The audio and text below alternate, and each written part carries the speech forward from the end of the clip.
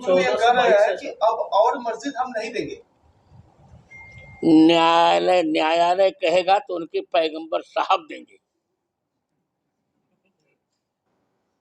और हम लेके रहेंगे काशी और मथुरा, देख लेना।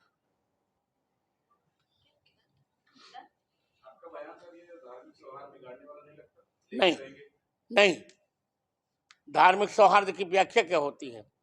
अधिकार खोकर बैठ रहना, यह महादुष्कर्म है। न्यायार्थ अपने बंधु को भी दंड देना धर्म है। प्राण प्रतिष्ठा के मौके पर भारतीय जनता पार्टी ने पूरे देश में दिवाली जैसा माहौल करने की तैयारी में है। आपके विचार से किस तरह का माहौल होना चाहिए पूरे देश में? वही जैसा हो रहा है।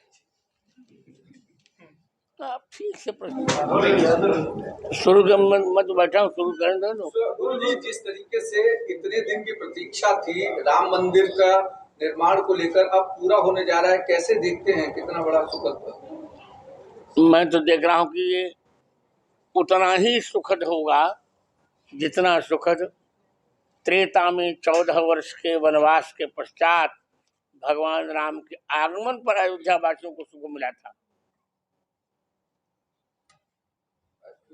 उसमें आप, चूंकि आपकी गवाही सबसे ज्यादा महत्वपूर्ण रही, और कितना आपके लिए व्यक्तिगत एक सुखद अनुभूति है, क्योंकि पूरे देश भर की जो प्रतीक्षा थी आपके बयान के बाद पूरी हुई।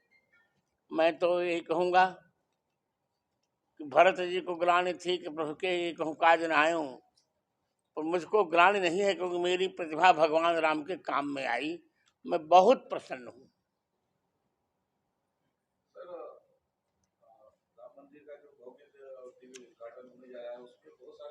शंकराचार्य भी आने की इच्छुक है, पर किसी वजह से शायद उनको आमंत्रित नहीं किया जा रहा है या नहीं उपस्थित हो पा रहे हैं।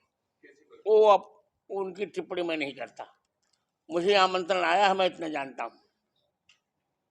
स्वामी जी, इस चीज को कैसे देख रहे हैं कि लगातार राम मंदिर पर इतने सालों से विवाद और राजनीति दोनों हो रही थी, जिस पर अब पूर्ण विराम लग रहा है, और इसका श्रेय संतजनों के साथ साथ राजनीतिक नेताओं को भी मिल रहा है, जिस पर टिप्पणी लगातार जारी है। लोगों का कहना है कि ये कोर्ट के निर्देश से बन रहा है, लेकिन पूरा जो क्रेडिट है वो केंद्र सरकार, मोदी सरकार ले रही है, जिस पर विपक्ष की नाराजगी अभी भी जारी है। तो ठीक है, पर केंद्र सरकार की भूमिका तो वही है। कोर्ट का निर्णय हुआ, हमारी गवाही हुई और केंद्र सरकार ने हमारी सहायता की।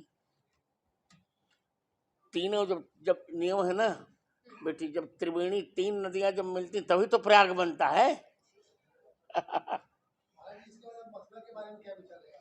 हम अल्फाबेटली काम करेंगे, अ का म, पहले अयोध्या, फिर काशी, फिर मथुरा। अभी वहाँ भी कोर्ट ने आदेश दे दिया सर्वे करने के लिए मथुरा में, तो उसे तो कैसे देख रहे हैं आप? अच्छा, हिंदुओं का अभ्युदय काल है। महाराज जी, एक समय में केजरीवाल कहते थे कि मंदिर नहीं अस्पताल होना चाहिए, अब वो कह रहे हैं कि हम फ्री में अयोध्या घुमाएंगे, इस पर क्या कहेंगे? तो केजरीवाल का बयान कोई महत्वपूर्ण नहीं रखता हो, तो अवसरवादी व्यक्तित्व है। गुरुजी, जिस तरीके से हाल में जब मंदिर का प्राण प्रतिष्ठा हो रहा है, उस समय अब लोगों को इनवाइट करने को लेकर के भी देश भर में राजनीति शुरू है। कुछ लोग कह रहे हैं कि हमें इनविटेशन नहीं भेजा गया, जानबूझकर एक पार्टी हाईजैक कर रही है पूरे इस कार्यक्रम को। ऐसा कुछ नहीं है, सबको भेजा गया आमंत्रण, विपक्षियों को भेजा गया, हमको पूरा समाचार है। महाराज जी, 2024 का लोकसभा चुनाव होने में उसके आपका क्या मोदी फिर रिपीट करेंगे, मेरा विश्वास है।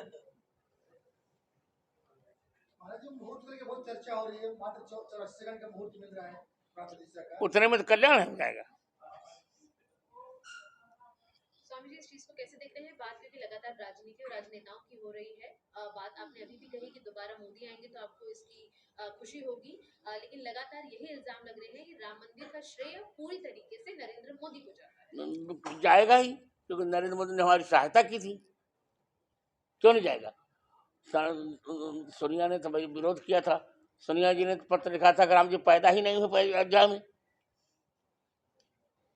हमने, सुनो मुझे बोलने दो। अब सोनिया ने ये विरोध किया था, शपथ पत्र दिया था कोर्ट में कि राम जी तो पैदा ही नहीं हुए, उनके फाइली प्रधानमंत्री थे मनमोहन सिंह, तो मैंने खंडन लिखा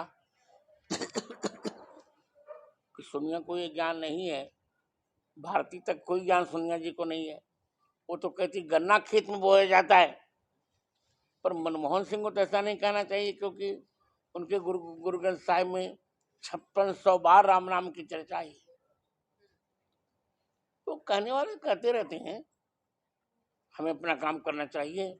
केंद्र सरकार ने, हमने गवाही दी। मैंने आपको ये बार बार आप पत्रकारों को मैं बता रहा हूँ कि 3 नदियों के मिलने के बाद ही नहीं प्रयाग बनता है। हमने आंदोलन किया और गवाही दी, और संतों ने, सबने आंदोलन किया और केंद्र सरकार ने सहायता की, तो त्रिवेणी हो गई, तो प्रयाग बन गया।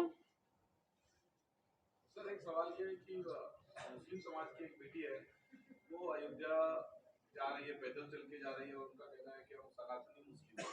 इस चीज को कैसे देखते हैं? अच्छा है, परिवर्तन आ रहा है। अच्छा है। अभी तो कल ही मैंने एक कन्या को हिंदू धर्म में परावर्तित किया, अभी कल ही।